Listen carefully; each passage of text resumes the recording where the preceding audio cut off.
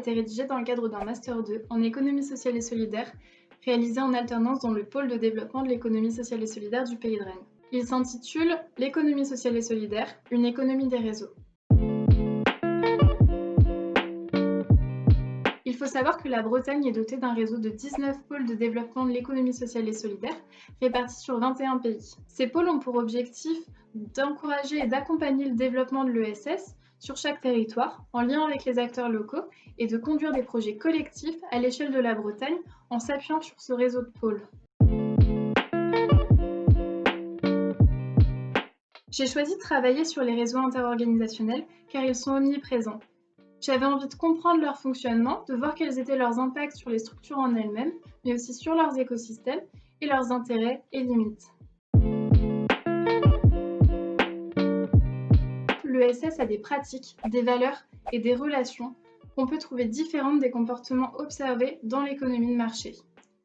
Initialement, j'ai trouvé intéressant d'étudier le poids et l'utilité des réseaux dans l'ESS comparativement à ce qu'on pouvait observer dans l'économie de marché, mais grâce à une enquête de terrain, j'ai pu ajuster l'angle d'étude sur le lien entre réseau et territoire. Les réseaux sont un maillage qui donne de la visibilité et permettent de gagner en efficacité.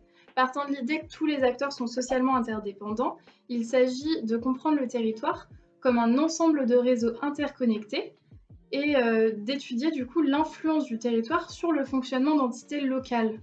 L'objet de ce mémoire est donc l'analyse du fonctionnement du réseau des pôles de développement de l'ESS dans le cadre de l'étude de l'ESS comme une économie des réseaux. Ces pôles sont des entités membres d'un réseau, donc ça rend l'analyse transposable à n'importe quelle autre structure de l'ESS, même si chaque secteur a ses particularités. Au lieu de différencier les réseaux à partir d'un statut d'entreprise ou d'un secteur d'activité, il est possible de considérer les réseaux selon leur territoire d'implantation ou leur échelle.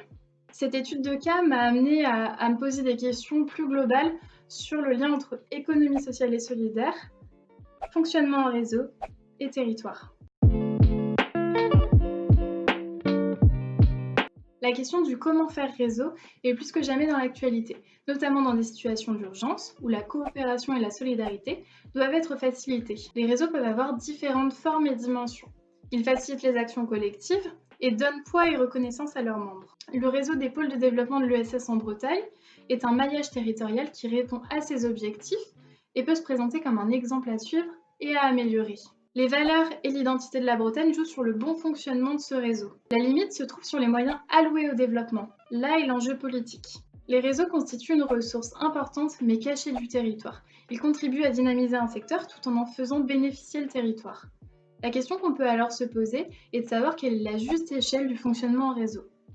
Les organisations et institutions pourraient s'emparer de la question et une étude comparative des différents fonctionnements en réseau sur plusieurs territoires pourrait être menée et permettrait de développer des modèles de fonctionnement territoriaux adaptables. Les réseaux pouvant être considérés comme un cadre des relations interorganisationnelles, de tels modèles pourraient permettre de donner d'autres moyens aux collectivités d'agir pour l'ESS tout en les accompagnant sur le développement de dynamiques territoriales.